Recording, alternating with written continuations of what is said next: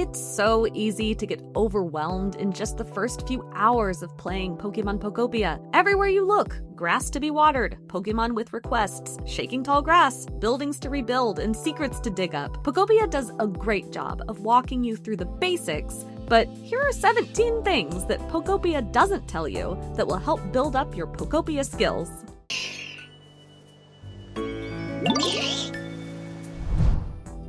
Fairly early on, you'll get access to security cameras, which are invaluable for keeping an eye on new habitats while you wait for new Pokemon to appear. You'll get alerts when movement is detected, and you can check their feeds live in your camera app of the Pokédex. But you can also use cameras for other things, such as watching a Pokemon that's making items for you to see when its work is complete so you can go back and fetch them, or to see when crops are ready for harvest. Use them liberally.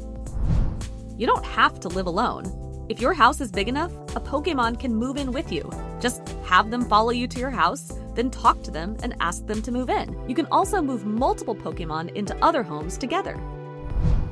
If you're going to start a big building project, such as a Pokemon Center or a big house, be mindful of when you're doing it and who you're asking to build for you. Pokopia runs off your real-time clock, which means builds also take place in real time, even when your switch is turned off. Some building projects can last an entire day, so it's often good to get started late at night so whatever you're building is ready for you the next morning. It's also good to be mindful of who you're assigning to the build. Pokemon won't be able to use their specialty move while building, and you won't be able to turn in completion of their requests until the build is done. So be mindful before you assign a Pokemon you need for other things to a long building project. You can auto-sort your inventory or storage boxes by hovering over the container you want to sort and then holding X. You can also craft directly from your storage boxes if you place them right next to a work table. Ditto does not take fall damage, so feel free to just jump off of stuff whenever you want. Ditto will just turn into their goopy pink self for a moment and then reform. You're also able to crawl into spaces that are only 1 block high, as you will similarly turn into Ditto's regular goo form to fit. However, when you're like this, you can't use items, pick things up, place blocks, or really interact with anything, so it's really only good for getting into tight spaces. When you reach a brand new area, it's good to set up a new home there right away. Ditto can have 1 house per zone, and at any time you can fast travel to any of your houses from anywhere, which is very handy as you explore more and more of the world.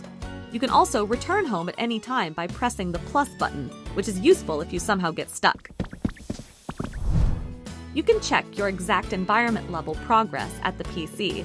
Just interact with the PC and press minus on the main menu. You'll see a bar showing your current progress towards the next environment level, plus a list of all the Pokemon in your region.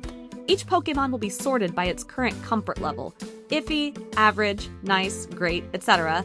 If you're trying to raise your environment level, try focusing on improving the comfort levels of the Pokemon with the lowest comfort, or, if needed, building houses for any Pokemon who currently don't have any. After you build a Pokemon Center, a Pokemon in that region with the trade specialty can work behind the register. Every day you can find new items to trade. Life coins won't work here. You'll need to hand over an item or combination of items of the same value of the thing you wish to purchase. What's great about this is you don't even need to power on the register, as the Pokemon Centers are self-powered. Other cash registers in the world will need electricity to work. If you power up Leafage by eating a salad, you can use it not just to make bigger patches of grass at once, you can also use it on different terrain. Use it in water to make aquatic plants, or on stone to make moss. You'll need to do this to unlock certain habitats, so give it a try. You and Pokemon can interact with some furniture and items, such as the pinwheels and toy blocks. Some Pokemon will interact with specific items in unique ways, which will create a photo op. You can view photo ops in your highlight reel, and Pokopia's title screen will randomly display photos from the ones you've taken. If you pan the camera so it's directly above you, looking down, while you're holding a block, you can place a block directly beneath your feet and lift yourself up. You can also place blocks under other Pokemon to bring them upward. Upon reaching a new region and unlocking its PC, you'll gain access to a new set of items for sale, including bag upgrades. There's 1 bag upgrade per new region, so grab those if you're running out of inventory space. You can build houses from housing kits you find or purchase, but you can also just build your own house from nothing. The game treats any fully enclosed structure at least 2 blocks high as a house, so if you want to rebuild some of the destroyed houses you see sitting around or customize your own home, go for it. If you see blocks with little sparkly rocks in them, break them.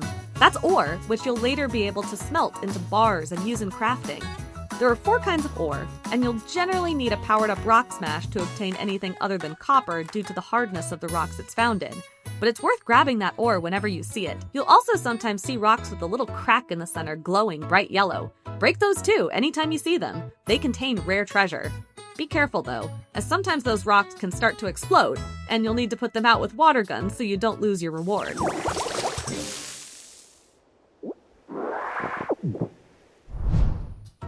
If you ever can't find a Pokémon, don't worry. There are a couple easy ways to track them down. First, you can open up your Pokédex and move to the entry for the Pokémon you want to find, then hit the plus button. You'll be able to take your Pokédex around and show other Pokémon who you want to find, and they'll point you in the right direction. If you happen to speak to a Pokémon with Fly or Teleport, they can just fly or teleport you straight to them. If for some reason the Pokémon you're looking for has gone missing, you can spread honey on their habitat, and they'll come right back.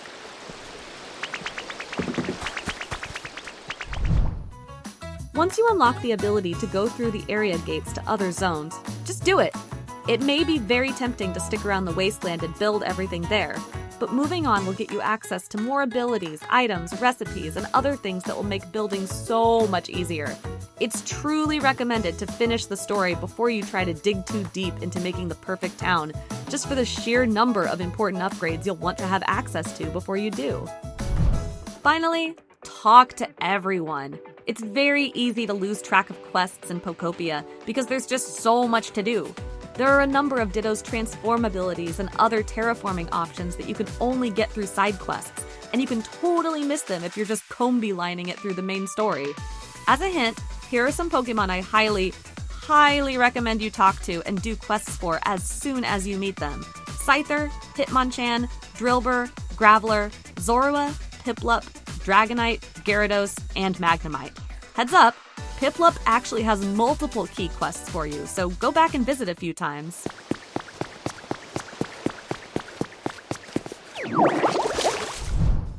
That's plenty to be getting on with. If this all still seems overwhelming, go check out our guide for things to do first in Pokopia. And for all things gaming, Pokemon, and Pokopia, stick with us here at IGN.